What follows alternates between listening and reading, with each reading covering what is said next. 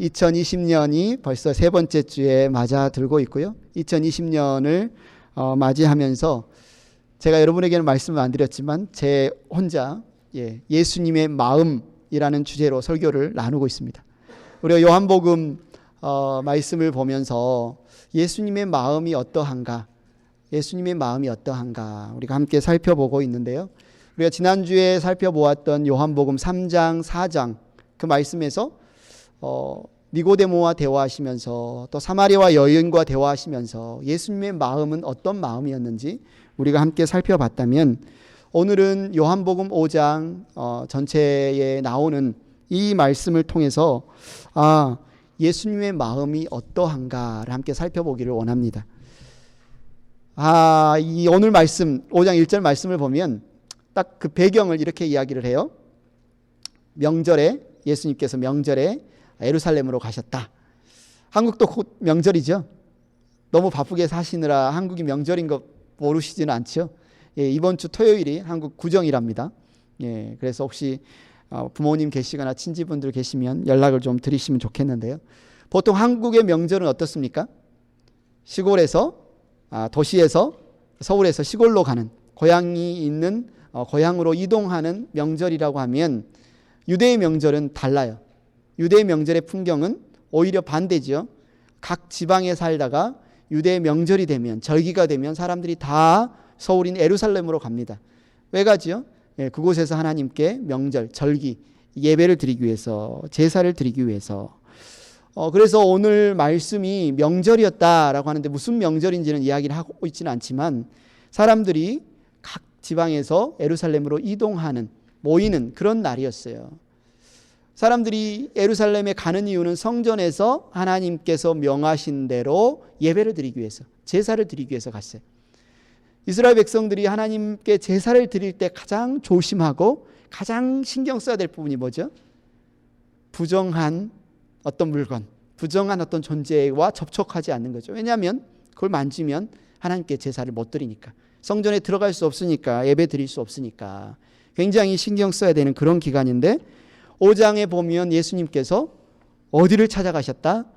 양의 문이라고 불려지는, 당시에 성전에서 이 제사 드릴 때 쓰여지는 양이나 염소를 가지고 들어가는 이 양의 문이라고 불려지는 그 문 옆에 있는 베데스다라고 하는 연못을 찾아가셨다.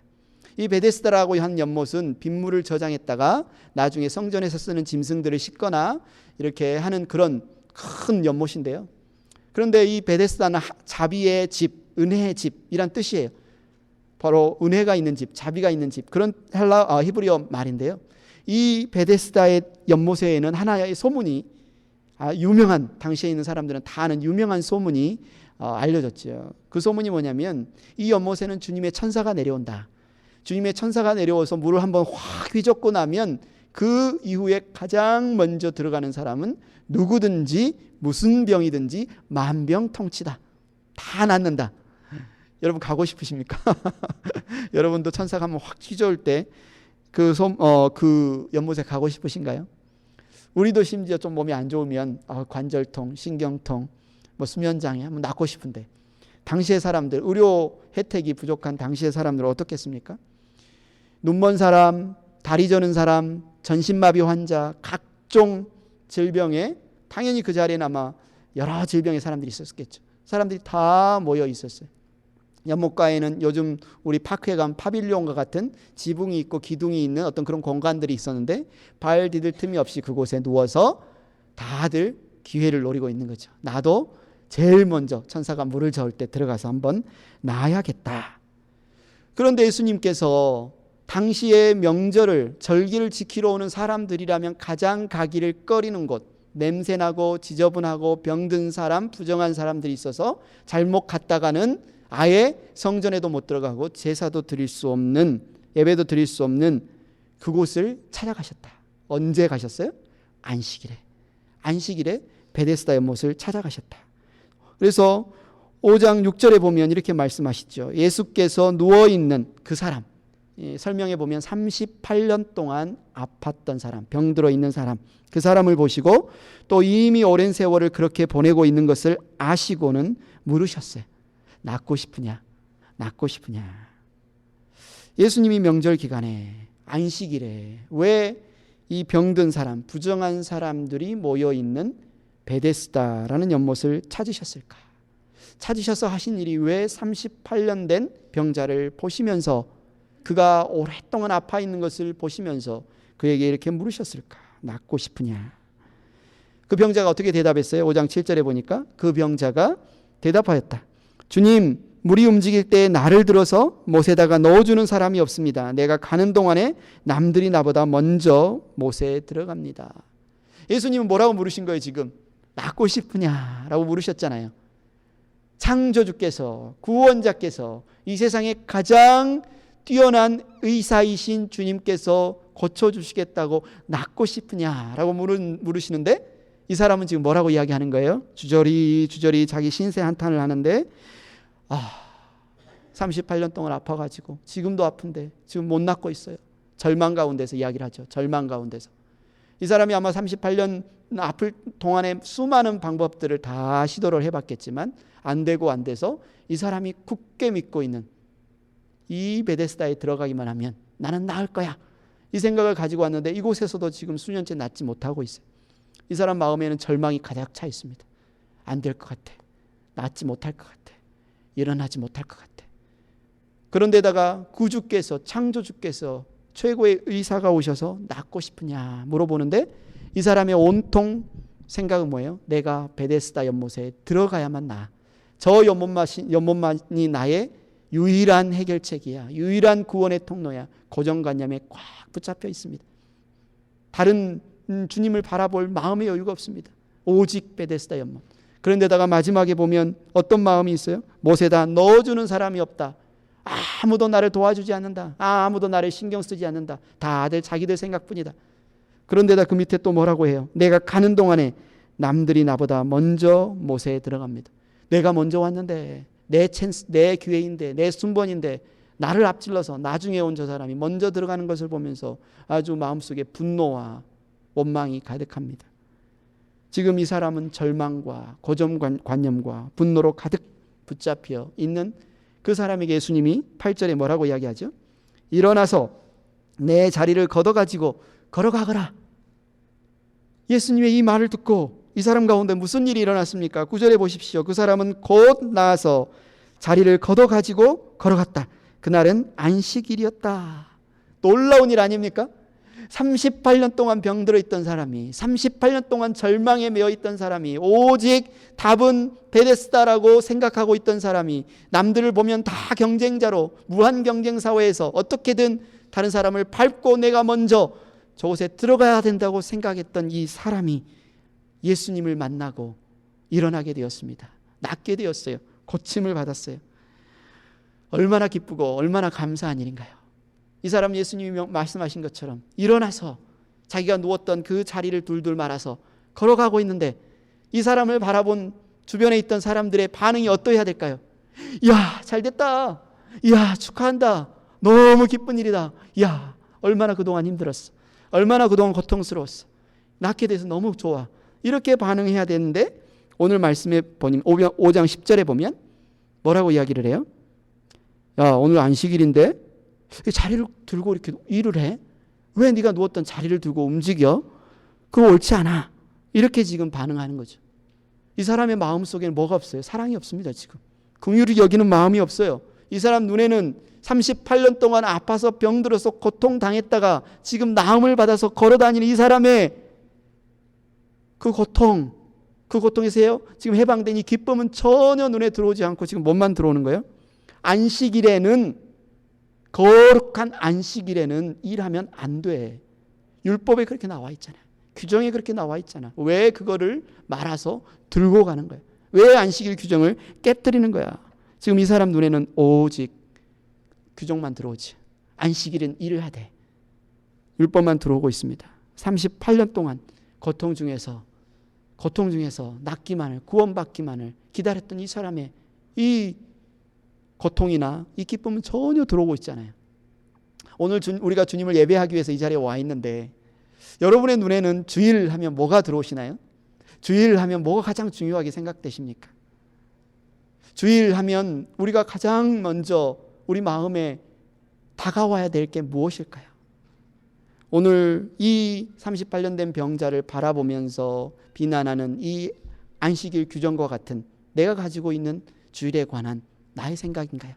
아니면 이 사람을 낫게 하셔서 하나님 예배 자리로 인도하시고자 하시는 예수님의 마음인가요?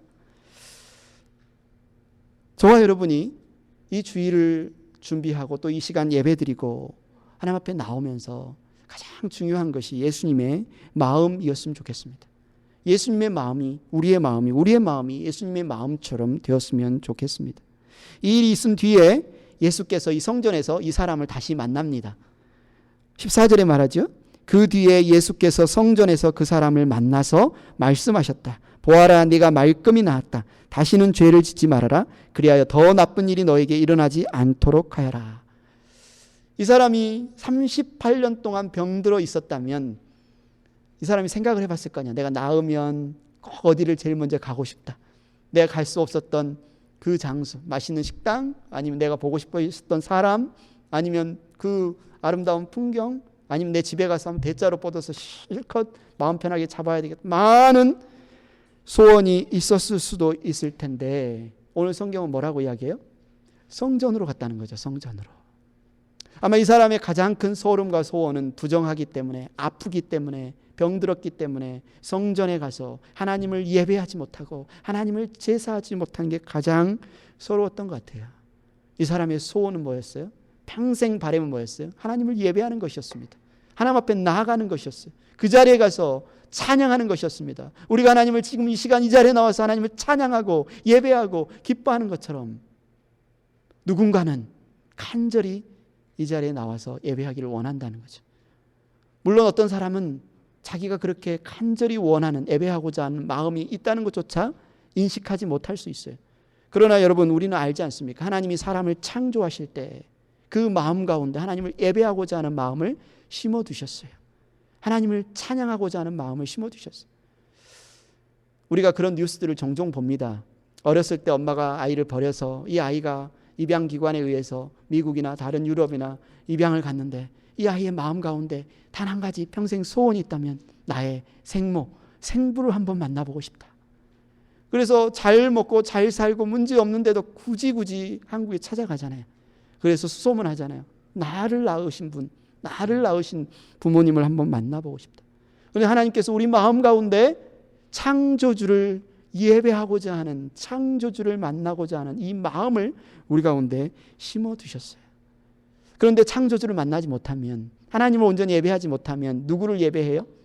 엉뚱한 것들을 예배하지요. 돈을 예배하거나 사람을 예배하거나 가족을 예배하거나 아니면 스포츠, 골프, 축구, 테니스로 예배하거나 아니면 자기 자신을 그냥 가장 높은 왕의 자리에 놓고 예배하거나, 사람들에게는 무엇인가 예배하고자 하는 마음이 있다는 거죠. 그런데 예수님께서 지금 안식일에 무슨 일을 하셨어요? 38년 된 병자, 하나님을 예배하고 싶지만 예배할 수 없었던 이 사람을 일어나 걷게 하셨어요. 예배하는 자리, 하나님을 찬양하는 자리, 하나님을 만나는 자리로 예수님께서 인도해 주셨어요. 언제요? 안식일에, 주일에 우리의 마음, 우리 예수님의 마음이 어떤 마음이에요? 하나님을 예배하지 못하는 자들을 하나님을 예배하는 자리로 인도하고 싶은 마음이 바로 우리 주님의 마음이셨다고요. 그런데 이것을 보고 이 일이 일어난 뒤에 예수님이 겪으신 일을 보면 너무나 아이러니합니다. 이 일을 알고 유대인들이 이제는 본격적으로 예수님을 박해하기 시작해요. 16절에 보면 그 일로 유대 사람들은 예수께서 안식일에 그러한 일을 하신다고 해서 그를 박해하였다. 예수님 무슨 일을 하셨는데요?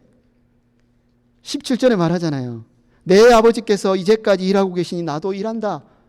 아버지께서 나에게 말씀하셔서 그 말씀하신 것에 순종하고 하나님을 예배하지 못하는 사람들을 예배하는 자리로 이끄시는 그 일을 했는데, 유대인들은 어떻게 반응하는 겁니까? 18절을 보세요. 유대 사람들은 이 말씀 때문에 더욱더 예수를 죽이려고 하였다. 그것은 예수께서 안식일을 범하셨을 뿐만 아니라 하나님을 자기 아버지라고 불러서 자기를 하나님과 동등한 위치에 놓으셨기 때문이다. 예수님은 안식일에, 주일에 하나님을 예배하지 못하는 자들이 하나님 앞에 나와서 하나님을 예배할 수 있도록 도우시는데, 진정 하나님을 예배하기를 사모한다고 하는 자들이, 하나님을 예배하기를 돕는다고 하는 사람들이 적극적으로 나서서 지금 그 일을 방해하고 있는 것을 우리가 보게 됩니다. 오늘 우리가 읽은 본문 41절 47절은 바로 이러한 맥락에서 이 명절에, 안식일에 38년 된 병자를 고치셔서 예배하게 한 이 사건 이후에 유대인들이 예수님을 박해하고 예수님을 죽이려고 하는 그 상황 속에서 예수님이 지금 유대인들에게 하시는 말씀 가운데 나와 있는 본문입니다. 우리가 이제 예수님의 입장과 이 38년 된 병자의 입장에서 이 사건을 한번 살펴봤다면, 그러면 예수님을 지금 믿지 못하고 받아들이지 못하고 박해하고 죽이려고까지 하는 그 유대인들의 입장을 한번 그래도 생각을 해볼까요? 도대체 그들은 왜 이런 반응을 보이고 있을까요? 그들은 왜 이렇게 예수님을 믿지 못하고 받아들이지 못하고 반대하고 있을까요? 사실 그들의 입장에서 보면 굉장히 당황스러운 상황일 수 있습니다. 왜 그래요? 저 멀리 선한 것이 날 것 같지 않은 나사렛 출신의 청년 목수가 갑자기 나타나더니 막 표적을 행합니다. 그러더니 나는 메시아다, 나는 하나님의 아들이다, 이렇게 지금 주장을 하는 거예요. 당시에 하나님께서 지도자로 세우신 종교 지도자들, 산헤드린 공회회원들의 입장에서 자기의 책임은 뭡니까? 거짓 예언자, 거짓 메시아를 잘 분별해서 백성들이 잘못된 길로 빠져서 망하지 않도록 보호하고 지켜야 될 책임들이 있는 겁니다. 그래서 그들은 지금 예수님이라는 이 한 인물을 듣고 신중하게 판단하고 신중하게 결정해야만 하는 그런 상황에 놓여 있어요. 그들에게는 세 개의 어떤 결론이 있습니다. 예수님을 보면서, 이 예수라는 사람이 자신이 메시아가 아닌 것을 알고 있으면서도 사람들을 속여서 어떻게든지 자기의 이득을 취하기 위해 지금 메시아 행세를 하고 있다면 결론은 뭡니까? 틀림없이 이 사람은 사기꾼이다, 틀림없이 사기꾼이다, 이런 결론을 내릴 수 있겠죠. 두 번째 옵션은 뭐예요? 이 사람이 메시아가 아닌데 자기 스스로는 철석같이 믿는 거예요. 나는 메시아다 하면서 막 메시아라고 말하고 메시아 행세를 하는 거예요. 그럼 이 사람은 뭐예요? 많이 아픈 거죠. 정신병자. 이 사람은 지금 아픈 사람, 정신병자다, 이렇게 결론을 내릴 수 있죠. 세 번째 가능성은 뭡니까? 이 사람이 사기꾼도 아니고 정신병자도 아니고 이 사람이 행하는 표적이 맞고 이 사람이 말하는 말이 계시가 진리라면 이 사람은 실제로 메시아이고 실제로 하나님의 아들이다, 이렇게 결론을 내릴 수 있습니다. 그런데 우리가 보면 쉬울 것 같은데 당시에 이 사람들에게 있어서는 이게 쉽지가 않아요. 이 결론 내리는 문제가. 왜냐하면 수년간 메시아라고 주장하는 거짓 메시아들이 굉장히 많이 나타났거든요. 그래서 수많은 사람들이 그를 따라다니다가 죽기도 하고 속기도 하고, 또 거짓 예언자들이 워낙 많이 나타나서 많은 사람들을 속이고 거짓으로 인도하고 망하게 하는 그런 일들이 있었기 때문에, 피해가 많았기 때문에 지금 기적을 베푼다고 어떤 말을 한다고 사람들이 따른다고 덜썩 이 사람이 메시아다 이렇게 반응할 수 없었어요. 그런 상황임에도 불구하고 이 유대 지도자들에게 기대되는 가장 올바른 모범 답안은 뭡니까?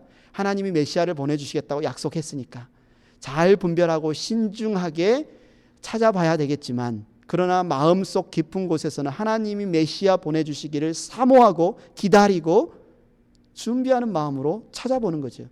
이게 바로 그들에게 있어야 할 가장 합당한 모습일 수 있습니다. 우리는 무턱대고 그 사람은 참 믿음 없다, 예수님 보고도 어떻게 못 믿지? 그 기적을 보고도 어떻게 못 믿지? 오병이의 기적을 보고도 어떻게 못 믿지? 정말 믿음 없구나, 정말 한심하구나, 이렇게 말할 수 없어요.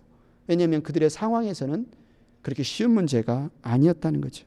예수님도 그래서 무턱대놓고 너희들 왜 그래? 라고 말씀하시지 않고, 예언서에 보면 이사야나 예레미야 예언서에 보면 하나님께서 하나님을 온전히 믿고 신뢰하지 못하는 이스라엘 백성들에게 막 변론하시잖아요. 재판장에서 막 이야기하는 것처럼 내 마음은 이렇다, 너의 마음은 왜 그러니, 왜 나를 믿지 못하고 내가 이렇게 너희를 행한 일들을 봐라. 이사야에 보면 그렇게 막 변론하시는 장면이 나오는 것처럼 오늘 5장에 보면 예수님이 쭉 자신에 대해서 지금 유대인들에게 변론하십니다. 나는 아버지의 뜻을 행하고 나의 증언, 나를 증언하는 것은 이것이고, 쭉 이렇게 변론하시는 것을 볼 수 있어요. 그러면서도 예수님이 지금 이들이 예수님을 믿지 않고 받아들이지 않고 정말 그 표적을 따르지 못하는 이유는 이것이 사실이기 아니기 때문이 아니라 더 다른 근본적인 문제가 있는 것을 예수님은 아셨어요. 그 문제를 지금 오늘 본문에서 지금 드러내 보이시는 거죠. 하나님의 마음, 예수님의 마음은 이렇다라고 보여주시면서 그 하나님의 마음, 예수님의 마음을 받아들이지 못하는 너희의 마음은 이렇다라고 지금 보여주시는 겁니다. 지금 유대인들은 안식일에 대해서 오해함으로 자신들은 나름대로 안식일을 잘 지키고 하나님을 잘 예배할 수 있도록 돕는다고 하면서도 오히려 사람들이 하나님을 예배하는 것을 방해하고 오히려 사람들이 안식일을 지키는 것을 방해하고 있어요. 우리는 어떨까요? 우리는 오늘 말씀을 통해서 우리 자신의 마음도 한번 살펴보기를 원합니다. 예수님의 마음을 보면서 우리의 마음도 함께 살펴보기를 원해요. 예수님의 말씀과 표적을 믿지 않는 그들에게 예수님이 가장 먼저 하시는 말씀이 뭐죠? 41절. 나는 사람에게서 영광을 받지 않는다. 굉장히 당황스러운 말씀입니다. 제가 일부 예배 때 이 말을 하니까 다들 당황하더라고요. 우리가 늘 읽지만 당황스러운 말씀이죠. 예수님이 사람에게서 영광을 받지 않는다. 도대체 무슨 말입니까? 여러분 왜 이 자리에 오셨어요? 하나님께 영광 돌리려고 오셨잖아요. 우리가 왜 찬양하고 왜 예배해요? 하나님께 영광 돌리려고 지금 우리가 찬양하고 예배하잖아요. 그런데 예수님이 우리한테 지금 뭐라고 하시는 거예요? 나 너희의 영광 받지 않아. 나 너희 영광 필요 없어. 지금 그렇게 지금 말씀하시는 건가요? 오늘 우리가 예수님께서 우리에게 하시는 이 말씀을 지금 어떻게 이해해야 될까요? 어떻게 받아들여야 될까요? 우리는 잘 압니다. 주님은 우리가 돌리는 영광을 기쁘시게 받으신다. 우리 주님은 우리가 기쁘게 하나님을 찬양하는 그 시간을 즐거워하시고 우리 주님은 우리가 잃어버린 한 영혼을 구원하여 하나님 앞에 이 시간 인도하는 그 모습을 보면서 춤을 추시고 기뻐하신다. 우리는 성경을 통해서 이 사실을 너무나 잘 알고 있어요. 우리 주님은 우리가 주님의 이름 때문에 고난받고 고통받고 박해받는 것을 굉장히 영광으로 받으신다는 것을 너무나 잘 알고 있어요. 그렇다면 지금 예수님의 이 말은 도대체 무슨 말씀일까? 나는 사람에게서 영광을 받지 않는다. 예전에 생일 때 제가 집에 갔더니 우리 혜원이가 저에게 생일 카드를 하나 써가지고 줍니다. Happy Birthday Dad 하면서 생일 카드를 써가지고 손수 여러분 받아보셨나요? 여러분 자녀들에게 그런 손수 그린 카드 받아보셨나요? 딱 봤더니 그 안에 5불짜리가 딱 들어있어요. 아빠 생일 선물이야. 제가 5불짜리를 딱 보면서 가장 먼저 무슨 생각이 들었을까요? 5불 갖고 뭐 하지? 제가 5불 갖고 뭐 할 수 있을까요? 맥도날드에 가도 가장 저렴하고 가장 세트 메뉴로 못 먹을 것 같아요. 어쩌면 별 볼 일 없죠. 5불. 어쩌면 이 5불도 제가 준 거잖아요. 자기 용돈을 아껴서 줬다고 말하지만 어쩌면 이 5불보다 훨씬 많은 돈을 제가 혜원이를 위해 쓰잖아요. 그런데 제 마음이 어땠을까요? 야, 너 나 놀리니? 너 5불 갖고 나 지금 뭐 하라고 지금 5불을 주는 거니? 이랬을까요? 정말 그 마음이 느껴져서 기쁘고 그 마음이 너무 예쁘고 즐거웠죠. 우리 주님의 마음도 마찬가지 아니겠습니까? 사실 우리 주님은 여호와 하나님이라고 하시잖아요. 스스로 계신 분, 자족하시는 분, 자존하시는 분. 우리가 있든지 없든지 우리가 영광을 돌리든지 안 돌리든지 우리가 어떤 것들을 하나님 앞에 예배를 드리든지 안 드리든지 예수님은 스스로 자족하시는 분이고 스스로 자존하신 분이에요. 그럼에도 불구하고 예수님은 하나님은 어떻게 우리를 여기시는 거예요? 너 없이는 나 안 돼. 너 없이는 나 안 돼. 기쁨이 없어. 라고 여기실 만큼 우리를 귀하게 여기시고 우리를 사랑하시고 우리를 가족으로 삼아주시고 우리를 자녀로 삼아주시고 우리가 드리는 그 찬양을 기뻐 받으신다는 거죠. 그러나 이 사실은 분명해요. 꼭 우리가 돌리는 영광이 필요한 것은 아니다. 그렇다면 지금 그 뜻일까요? 예수님께서 우리의 영광이 필요 없으니까 지금 필요 없다고 하시는 말씀일까요? 근데 성경을 보십시오. 성경에서는 우리가 하나님께 영광을 돌리라고 말합니까? 돌리지 말라고 말합니까? 복음서에 보면 예수님께서 길을 가시다가 10명의 나병 환자, 문둥병자를 만나서 고쳐주셨죠. 9은 그냥 가버리고 한 사마리아 병자가 와서 하나님께 영광을 돌릴 때 예수님께서 다른 9을 뭐라고 합니까? 칭찬합니까? 그래, 나한테 영광 돌릴 필요 없어. 가야지. 책망하십니다. 왜 다른 9은 돌아와서 영광을 돌리지 않느냐고 책망하시잖아요. 하나님께 영광 돌리는 것은 마땅합니다. 고린도전서 6장 20절에도 말하죠. 여러분은 하나님께 값을 치르고 사들인 사람입니다. 그러므로 여러분의 몸으로 하나님을 영화롭게 하십시오. 그러니까 이 사실은 분명해요. 우리는 하나님을 영화롭게 하고 하나님께 영광을 돌려야 하는 게 마땅한데, 그렇다면 예수님은 지금 나는 사람의 영광을 받지 않겠다, 이 말씀은 도대체 무슨 말씀일까? 무슨 뜻일까? 예수님께서 지금 사람의 영광을 받지 않겠다라고 한 것은 그 사람들 당시에 지금 예수님 앞에 있는 유대인들이 서로 영광을 취하는 그 방식으로, 서로 자기의 영광을 구하는 그 방식으로 내가 영광을 받지 않겠다라고 말씀하시는 겁니다. 예수님이 오셔서 메시아로서 말씀하시고 수많은 표적들을 보여주셨음에도 불구하고 이들은 예수님을 믿지 않았어요. 왜 믿지 않았어요? 예수님이 사기꾼인 게 분명하니까 안 믿었나요? 아니면 예수님이 정신병자인 게 분명하니까 안 믿었나요? 아니지요. 예수님은 사기꾼도 아니고 정신병자도 아니고 실제로 표적을 행하셨으며 그 말씀이 지혜롭기에 얼마나 지혜로운지 사람들이 탐복할 정도로 전혀 문제가 없는, 누가 봐도 지금까지 왔던 수많은 거짓 메시아나 예언자와는 비교할 수 없을 정도로 분명했음에도 불구하고 그들은 믿지 않았어요.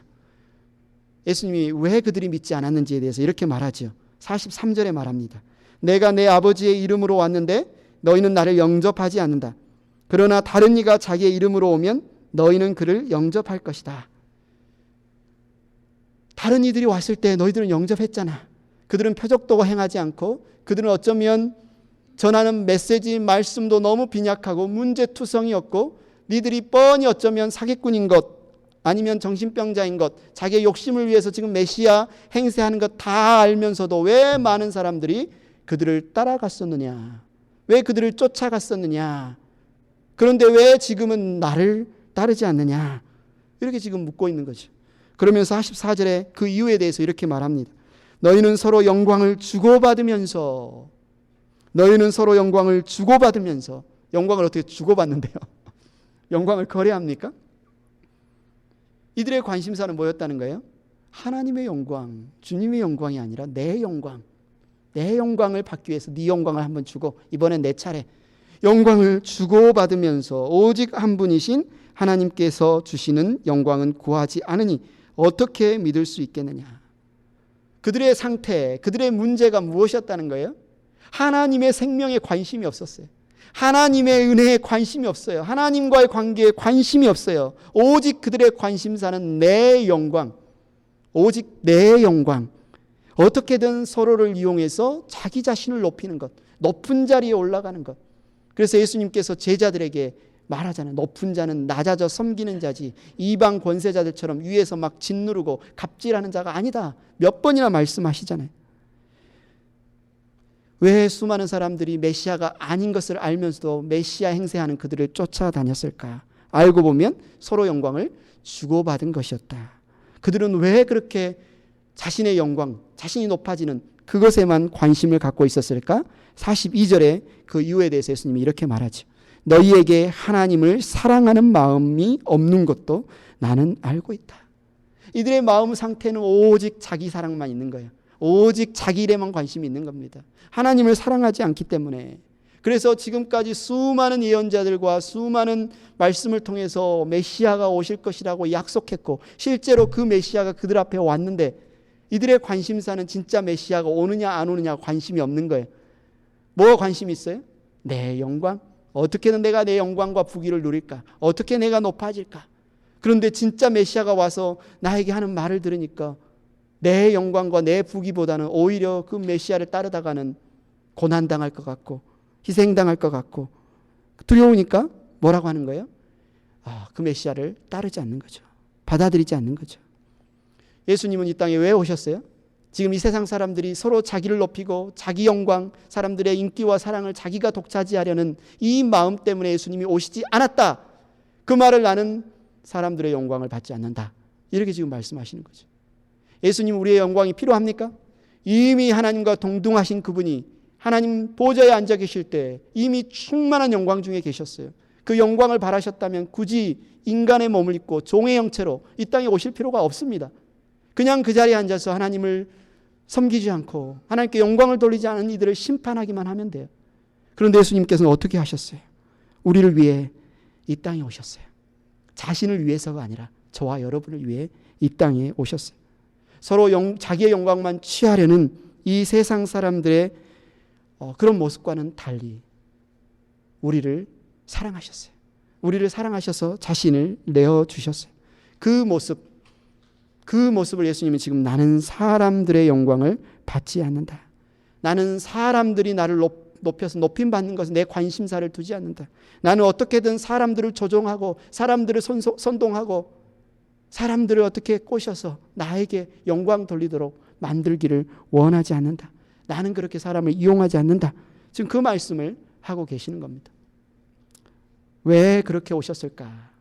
왜 우리의 영광을, 왜 우리의 사랑을 받는 것보다 더 자신을 내어주시고 더 우리를 사랑하시는 그 일에 더 관심사를 가지셨을까? 여러분은 예수님이 왜 오셨다고 생각하십니까? 예수님의 가장 큰 관심사가 뭐라고 생각하십니까? 어떤 분들은 종종 신앙생활을 하면서 하나님을 오해하는 분들이 있습니다. 어떤 분들은 종종 하나님 하면 무섭다, 두렵다 이런 마음을 먼저 갖는 사람들이 있어요. 왜 그렇게 생각할까? 꼼꼼히 따져보면 뭔가 내가 절망적이고 너무나 힘들고 두렵고 내 힘으로 내 문제를 해결할 수 없으니까 하나님을 믿고자 나왔는데 내가 하나님께 신세를 지면 하나님의 도움을 받으면 뭔가 이제 나는 평생 하나님께 매여서 하나님이 시키시는 일을 하나부터 열까지 복종하면서 해야 될 것 같은 그런 마음.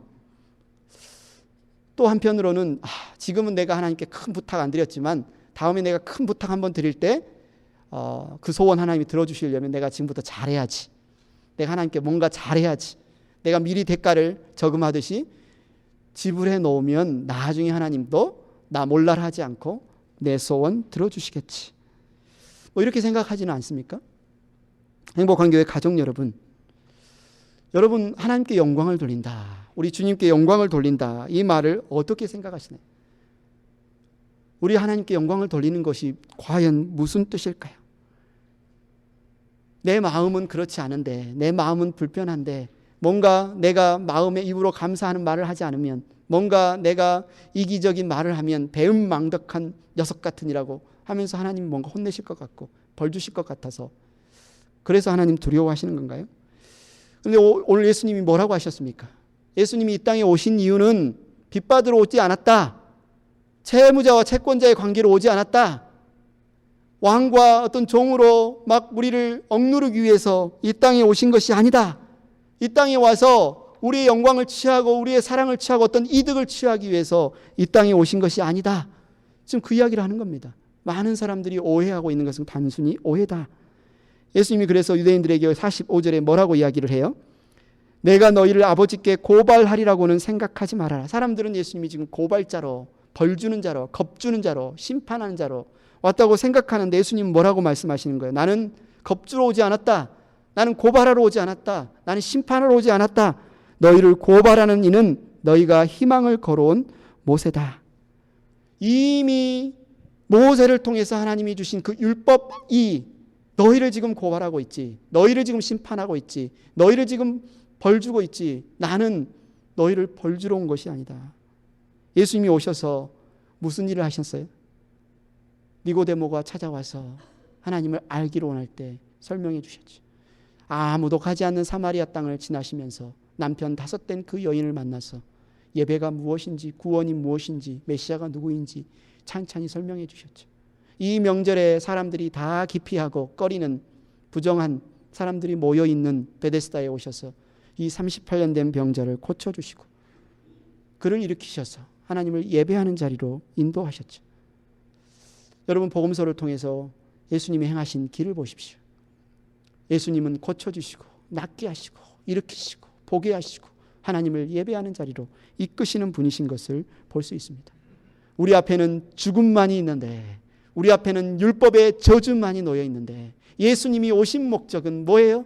빚받으러 오신 게 아니라 우리를 구원하시고 우리를 자유케 하기 위해서 우리에게 오셨다. 그 목적을 가지고 오신 예수님께서 안식일에 대해서도 우리의 생각이, 주일에 대해서도 우리의 생각이 바뀌기를 원하시는 겁니다. 지금 유대인들은 어떤 생각에 꽁꽁 묶여 있어요. 안식일은 거룩하게 지키기 위해서 이 율법과 이 규정대로 똑같이 해야 된다. 네가 아무리 38년 동안 고통스러웠어도, 네가 아무리 38년 동안 예배하는 자리에 못 왔어도 안식일에 그러면 안 돼 하면서 비난하며 지금 안식일에 이 병자를 고치신 예수님을 박해하고 죽이려고까지 하고 있죠. 그러나 예수님이 오셔서 하신 일이 뭡니까? 십자가에 죽으시고 이 모든 짐을 지시고 죽음의 권세를 이기시고 부활하신 그 첫날, 우리가 주일로, 주님의 날로 여기면서 오늘 이 자리에 모여서 기뻐하면서 예배하고 있죠. 우리를 억압했던 모든 율법과 규정을 하나님이 깨뜨리시며 예배하기를 원하는 모든 자들을 이 자리에 부르셔서 예배할 수 있도록 하신 그 예수님께 감사하는 마음으로 우리가 지금 이 자리에 있지 않습니까? 사람들은 예수님을 믿지 않았습니다. 예수님을 영접하지 않았어요. 왜냐하면 그들의 생각은 온통 이 세상은 자기 영광은 자기가 챙겨야지, 아무도 내 영광 챙겨주지 않아. 어떻게든 사람들 마음이 다 똑같아. 이 세상에 진짜 나를 사랑하는 사람은 없어. 자기가 자기 사랑하지 않으면 사랑받지 못해. 그 마음으로 똘똘 뭉쳐 있었기 때문에 그렇습니다. 오히려 give and take를 누군가 흥정하고 딜하고, 이렇게 지키면 내가 이 복을 줄게, 이렇게 행하면 내가 너를 높여줄게, 이렇게 말하는 것은 훨씬 설득력 있고 영광을 주고받는데, 오히려 예수님이 오셔서 자신을 다 내어주시고 기적을 행하시고 표적을 행하시고 복음을 전하시는데 그것에 대해서는 너무나 생소하고 너무나 낯설고 오히려 거부하고 받아들이지 못하는 그런 모습이었다는 거죠. 이 요한복음을 쓴 사도 요한은 어땠어요? 틀렸을까요? 우리가 요한복음이나 복음서를 보면 알잖아요. 똑같았습니다. 예수님의 사랑을 믿지 못했어요. 예수님이 예루살렘에 이제 십자가를 지시러 가까워질 때 자기 형제 야고보랑 예수님께 다가가서 어떻게 청탁합니까? 예수님이 예루살렘에 가서 권세를 잡으시면 우리를 좌편과 우편에 앉히셔서 그 영광을 나누어 주십시오. 영광을 청탁하고 있잖아요. 그런 요한이 언제 바뀌었어요? 그런 요한이 어떻게 예수님의 사랑을 알게 되었어요? 예수님의 십자가를 보고, 예수님의 부활을 보고, 예수님의 사랑이 말뿐인 사랑이 아니라 진짜 사랑이구나, 조건적인 사랑이 아니라 무조건적인 사랑이구나, 그것을 알았습니다. 여러분은 예수님의 사랑에 대해서, 여러분을 위해, 우리를 위해 오신 예수님에 대해서 어떻게 생각하십니까? 아직도 예수님의 사랑이 조건부의 사랑이라고 믿고 있지 않으신가요? 내가 요즘 기도를 좀 게을리했더니 주님이 나를 치시네, 사고가 났네, 다리가 다치네, 비즈니스가 잘 안 되네, 요즘 경기가 좀 어려워서 내가 헌금을 좀 줄였더니 주님이 나를 좀 은혜를 안 베푸시네, 주님이 좀 나를 요즘 사랑하지 않으신 것 같네. 하나님도 열심히 예배드리고 열심히 봉사하는 사람 좋아하지, 게으르고 말씀도 안 보고 그러면 사랑하시겠어? 혹시 그렇게 생각하시나요? 내 나름대로 복받는 비결을 알고 있어. 내가 열심히 헌신하고 내가 열심히 봉사하면 저금해놨다가 나중에 내 소원 들어달라고 꼭 하나님과 딜해야지, 이렇게 흥정하고 있지는 않으십니까? 하나님의 사랑을 조건부의 사랑인 것처럼, 마치 내가 이렇게 하면 이렇게 해주시고 내가 저렇게 하면 저렇게 반응하시는 것처럼, 그 하나님의 사랑을 이 세상에처럼 영광을 주고받을 수 있는 것처럼, 사랑을 주고받을 수 있는 것처럼 그렇게 생각하고 있지 않으신가요? 우리가 이렇게 자기 중심적이고 우리가 이렇게 어리석고 우리가 이렇게 미련한데도 우리를 향한 하나님의 사랑은 어떠셨어요? 한 번도 변한 적이 없으셨어요.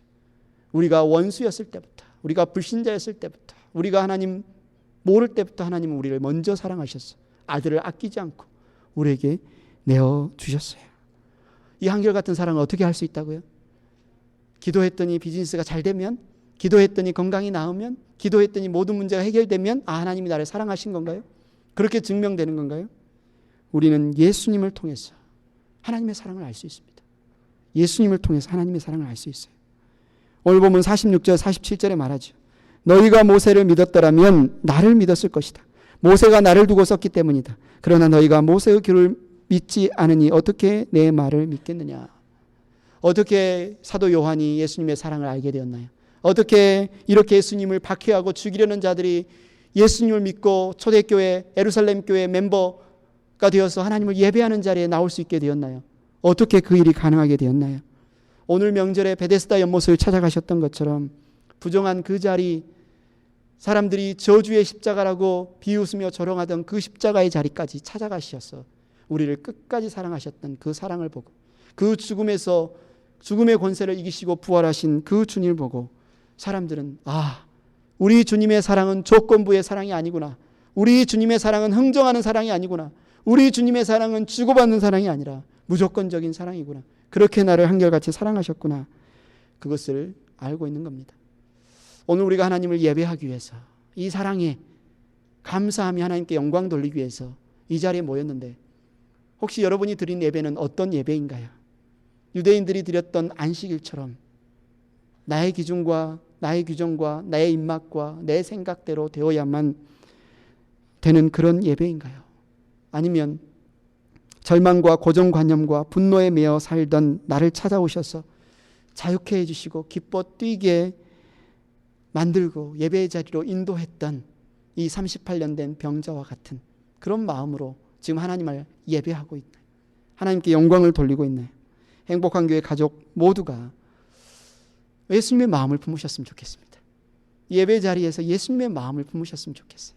예수님의 마음으로 정말 기뻐하고 예수님의 마음으로 내 옆에 있는 또 이 자리에 와서 함께 예배드리기를 원하는 자들이 기쁘게 하나님을 예배할 수 있도록 저와 여러분이 섬기고 사랑하고 사역할 수 있기를 축원합니다.